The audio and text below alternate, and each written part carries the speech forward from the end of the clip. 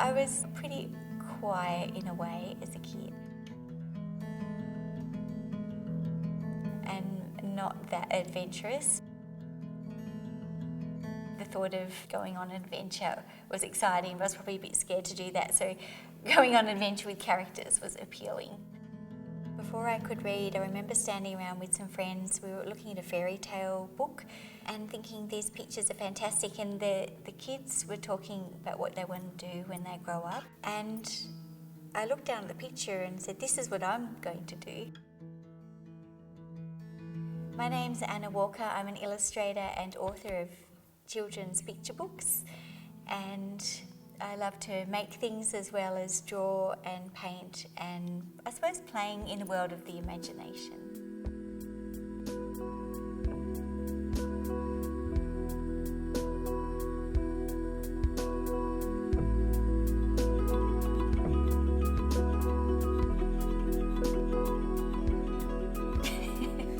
We're waiting. I had a happy childhood. My mum was a librarian when I was very young, so we had a lot of books around us all the time.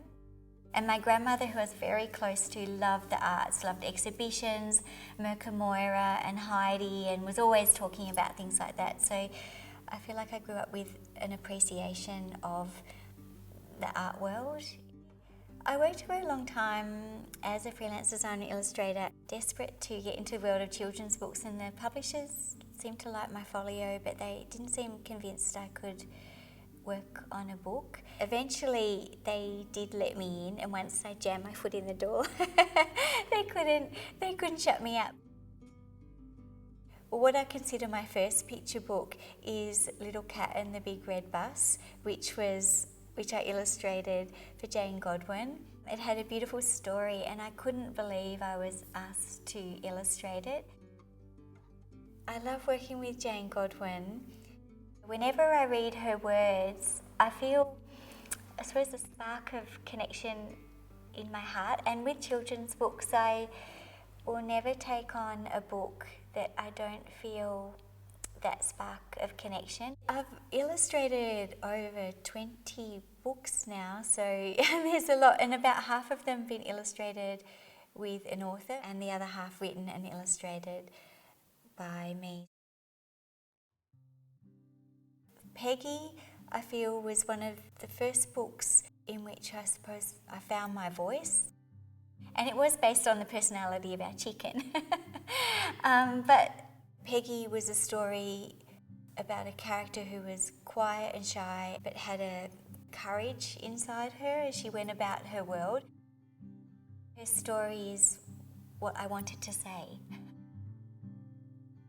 I used to think with storytelling that the people who could write really well and that were loud or funny or strong in their ideas, they're the ones that should be storytellers. And then I thought, well, I can write stories about quieter characters, but they still have that inner courage and they can still have adventures. And just because they're not on a grand scale doesn't mean they're any less wonderful.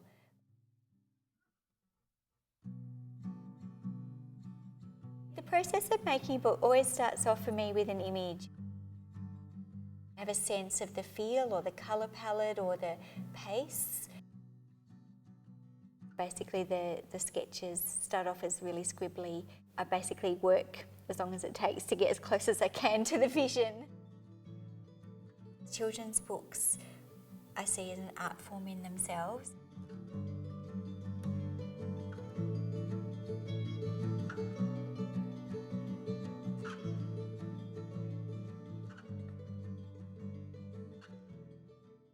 I love working with traditional mediums, so the mediums of watercolour and printmaking, collage. But the idea of seeing the illustration is crafted by hand is important to me.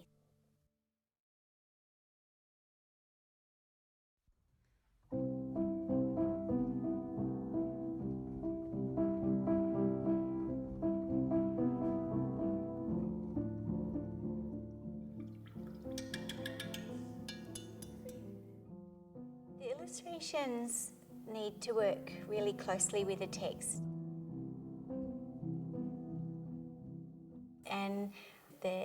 images don't just echo and reflect the words, that they add part of the story that maybe isn't mentioned within the words.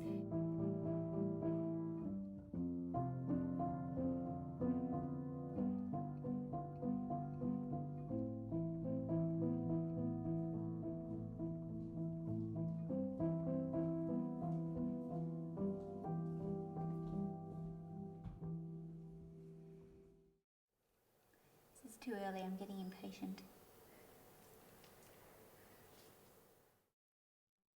My latest book is called Snap and is about a little frog. Just for example, the little frog is exploring and goes about and meets different creatures. He goes up to a sleeping crocodile and says, tap, tap, tap. And then the crocodile snap. And I find that really hilarious. So really the whole book is just a series of the frog being curious and then almost getting a fright. That's why I like using animals, because they're a way of expressing those ideas.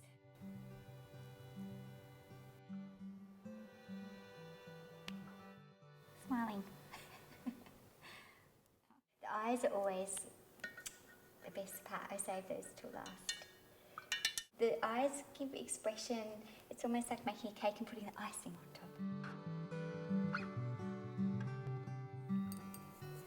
I always find it difficult when I see toys that have no eyes. I always want to put eyes on them. When I first started working on children's books, I worked on the stories for the very young. So like I Love to Dance and Froggy Green, about children and colours and probably simpler themes.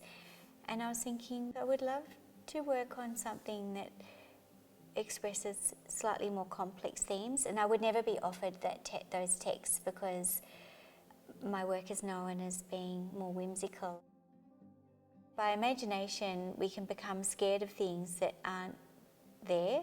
Fear of the unknown, fear of change, fear of uncertainty, what might happen, whereas you can use your imagination also for good. And I see the imaginary characters representing an inner strength in the child. The themes or ideas I like to explore are ideas that I'm curious about or know well. For example, with Mr. Huff, when I was feeling really anxious, in my visual diary I drew how it felt to feel worried about things, and I drew a scribbly cloud next to me as if that was the worry. And I remember looking at it thinking, I wonder whether this could work as a picture book. And I'm really interested in characters going through difficult times and how they get through that, even with their quiet bravery. I think I sometimes think like a child anyway, so it's not that hard to put myself in the child's perspective. I think the most joy I find is seeing children create their own artwork and stories. We all draw Mr. Huff together and there might be 25 all different Mr. Huffs, which are just fabulous. I really love seeing that. During lockdown, like most people, I thought I'm going to go mad if I don't find something to do. And as a way of relaxing, I love making little characters. I often make them for the books. And I thought, I could make my own like mini my windows at the front of the house. And really, it could be a space where I could do whatever I want. I'm not often at the front of the house, so I don't often hear, but now and then I hear, Mum, look, there's a bird inside with a cake. In fact, the other day I was putting out the washing and I heard someone walk past and it was an older voice saying, what the hell is this? This is a grasshopper with paints. And I actually received some beautiful notes in the letterbox saying thank you, and it made a really big difference. Almost makes me feel teary to think about it, so that was really special and made me feel part of the community. I hope to just keep illustrating really forever. I can't imagine not. What would I say to young Anna? embrace the process. I think everybody has to remember that at times. Be brave. It doesn't actually matter if something doesn't work. Maybe you change your direction and try a path that you hadn't thought because you've fallen in the water. And I believe that even if times are really difficult, it is possible to come through.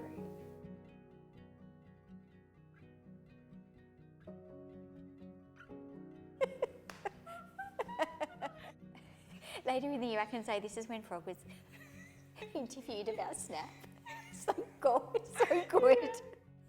He looks like slightly startled like me. It's okay.